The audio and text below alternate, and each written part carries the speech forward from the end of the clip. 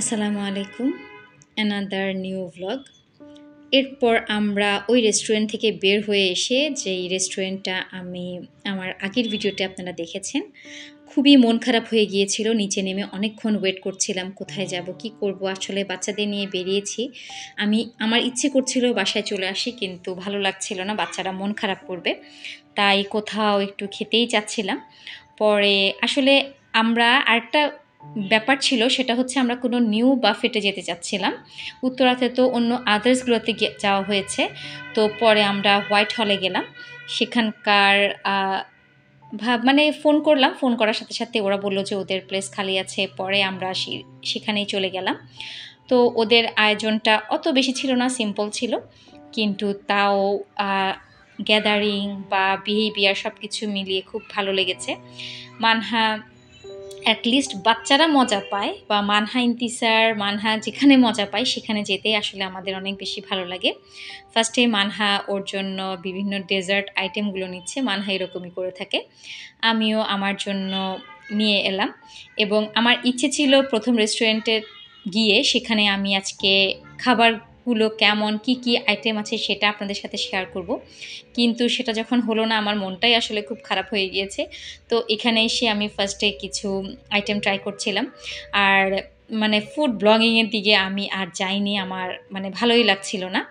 তো মানহা, ইন্তিসার বা গালিব আমি যে যার মতো করে নিয়ে খাচ্ছিলাম।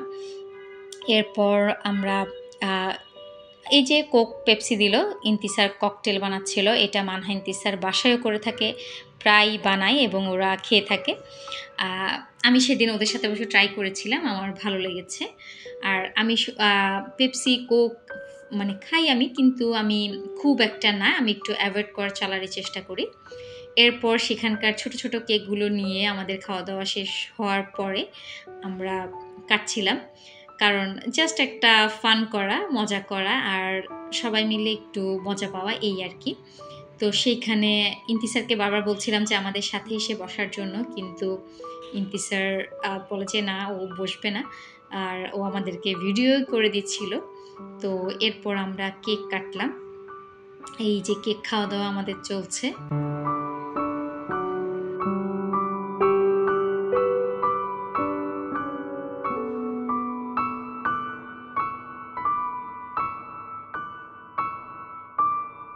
কিছু ফটো সেশনও চলছিল, আর এর মধ্যে তো মানহা বারবার কেক কাটছে। কেকগুলো ও জমিয়ে রেখেছিল আমরা কাটার জন্য, যে ও খায়নি।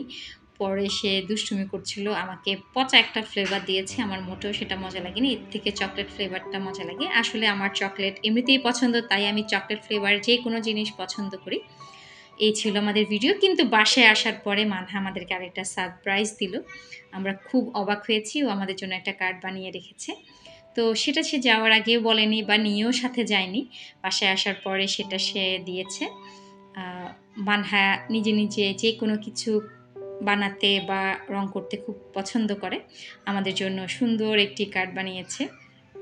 আর সত্যি কথা, কার্ডটা দেখে আমি মানে খুবই অবাক হয়েছি এবং আমার খুব বেশি ভালো লেগেছে।